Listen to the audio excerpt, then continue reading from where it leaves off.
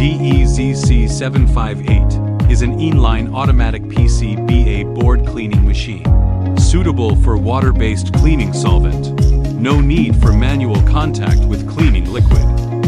This equipment combines PCBA board transmission with brush cleaning technology, used for cleaning solder ball, flux residue, and scratches. It adopts a rotating 3-stage wet roller brush and a 2-stage dry disc brush. Imported brown bristle brush, anti-static brush, will not damage the PCBA board. Applicable to PCBA boards with board edges. Minimum 1.5 millimeters, width 10 to 300 millimeters.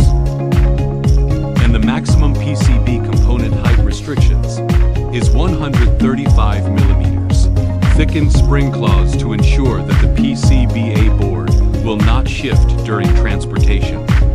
The height and speed of the cleaning brush can be adjusted. Designed for high-precision manufacturing, DEZC758 is designed for bottom-side PCBA, cleaning after wave soldering machine, or inline selective wave soldering. With its customizable extension rails, to ensure optimal performance, the outfeed is equipped with dual fans for rapid cooling. It achieves seamless integration with your upstream